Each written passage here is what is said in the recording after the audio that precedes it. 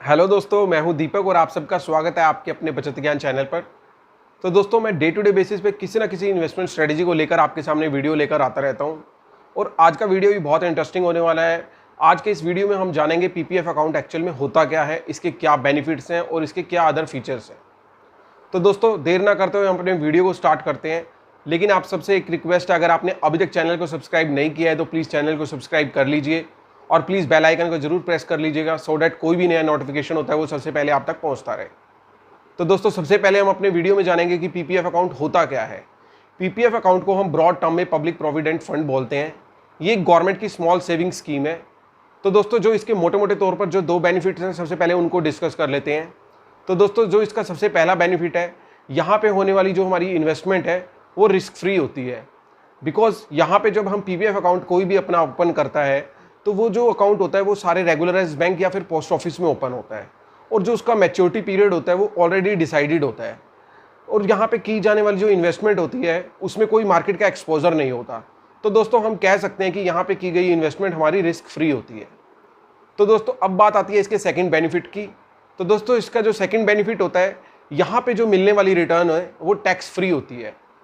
इसका मतलब ये है कि दोस्तों, जो हम यहाँ पे इन्वेस्टमेंट करते हैं, जो भी हमें उस पर रिटर्न मिलती है, जो भी इंटरेस्ट हमें उस पर मिलता है, उस पर कोई टैक्स नहीं लगता। जब उसकी मैच्योरिटी होती है हमारे पीपीएफ अकाउंट की, जो टोटल अमाउंट हमें लमसम मिलता है उस पर भी कोई टैक्स नहीं लगता। क्योंकि दोस्तों, यहाँ पे जो मिलने वाली रिटर्न है वो अंडर सेक्शन 80C के तहत उस पर अप टू 1.5 लाख तक की इन्वेस्टमेंट पे हमें टैक्स पे रिबेट मिलती है। तो दोस्तों, ये तो थे इसके दो मोटे मोटे बेनिफिट। अब हम बात कर लेते हैं इसके अदर फीचर्स के बारे में। तो दोस्तों, सबसे पहले हम जानते हैं एलिजिबिलिटी। तो दोस्तों, यहाँ पे सबसे पहले हमें ये जानना जरूरी है, यहाँ पर कोई भी अपना individual Indian resident account open कर सकता है। एक व्यक्ति एक टाइम में अपना एक ही पीपीएफ अकाउंट रख सकता है। हाँ, वो अपने किसी भी चिल्ड्रन या माइनर का अकाउंट ओपन कर सकता है, लेकिन उसको एक चीज़ का ध्यान रखना होगा कि अप टू 1.5 लाख तक की इन्वेस्टमेंट तक ही उसको रिबेट मिल सकती है। तो दोस्तों, अब बात कर लेते हैं एनआरआई स्टेटस के बारे में। कोई भी एनआरआई पीपीएफ अकाउंट ओपन नहीं कर सकता। अगर उसका एनआरआई स्टेटस होने से पहले यहाँ पे पीपीएफ अकाउंट है तो वो उसको मैच्योरिटी पीरियड तक मैनेज कर सकता है। तो दोस्तों, अब बात कर लेते हैं कि इसमें कैसे डिपॉजिट किया जाता है। तो दोस्तों, यहाँ पे जानने वाली बात है, यहाँ पे हम मिनिमम 500 रुपये से मैक्सिमम 1.5 लाख तक अपनी पर ईयर इन्वेस्टमेंट कर सकते हैं। करने को हम यहाँ पे 1.5 लाख से ज़्यादा भी कर सकते हैं, लेकिन उस पर कोई भी इंटरेस्ट हमें या फिर कोई भी टैक्स पे छूट नहीं मिलेगी। तो दोस्तों, अब बात करते हैं यहाँ पे जो हम इन्वेस्टमेंट करते हैं उसके ऊपर क्या हमें बेनिफिट मिलता है, क्या उस पर इंटरेस्ट मिलता है। तो दोस्तों, यहाँ पे जो इंटरेस्ट मिलता है हमें वो गवर्नमेंट द्वारा डिसाइडेड होता है। वो क्वार्टरली बेसिस पे सेंट्रल गवर्नमेंट डिसाइड करती है। तो दोस्तों, अगर हम प्रिवेलिंग अभी करंट के इंटरेस्ट रेट की बात करें तो इस टाइम पे पीपीएफ अकाउंट में हमें 7.1% का एनुअल बेसिस पे रिटर्न मिल रहा है। तो दोस्तों, अब बात आती है मोटी मोटी बीच में जानने की कि क्या एफडी और पीपीएफ में क्या डिफरेंस है। तो दोस्तों, एफडी में की जाने वाली हमारी जो इन्वेस्टमेंट है उस पे भी हमें मैच्योरिटी पे हमारे को इंटरेस्टेबल इनकम मिलती है, लेकिन एफडी में की गई इन्वेस्टमेंट पे जो हमें इंटरेस्ट मिलता है वो टैक्सेबल होता है, उस पर कोई टैक्स पे रिबेट नहीं मिलती। लेकिन दोस्तों, एक चीज़ और जानने वाली बात है कि कुछ एफडीज ऐसी भी होती हैं जो 5 ईयर के लॉक इन पीरियड में होती है, जिन पे हमें अंडर सेक्शन 80C के तहत टैक्स में रिबेट मिलती है। तो वो पीपीएफ अकाउंट से कैसे अलग है। तो दोस्तों, यहाँ जानने वाली बात ये है कि जो उस हमें एफडी पे हमें इंटरेस्ट मिलता है वो भी टैक्सेबल होता है। तो दोस्तों, पीपीएफ अकाउंट्स का ये बेनिफिट है कि यहाँ पे किसी भी वे में हमें टैक्स नहीं लगता। तो दोस्तों, अब बात कर लेते हैं इसके मैच्योरिटी पीरियड के बारे में। तो दोस्तों, पीपीएफ अकाउंट का जो मैच्योरिटी पीरियड है वो 15 ईयर्स का होता है। मीन टू से अगर हमने आज यहाँ पे डिपॉजिट किया, सपोज हम अगर अक्टूबर 2021 में इन्वेस्टमेंट स्टार्ट कर रहे हैं तो हमारी जो मैच्योरिटी होगी वो 2036 में होगी कंप्लीट। तो दोस्तों, यहाँ पे एक पहली मोटी मोटी बात ये है कि आपको ये जानना जरूरी है कि जो 15 ईयर्स यहाँ पे हैं डिसाइडेड, वो 15 फाइनेंशियल ईयर है। अगर हमने अक्टूबर मंथ में अपनी इन्वेस्टमेंट स्टार्ट करी है तो अक्टूबर से मार्च तक का जो पीरियड है वो उस 15 ईयर्स में काउंट नहीं होगा।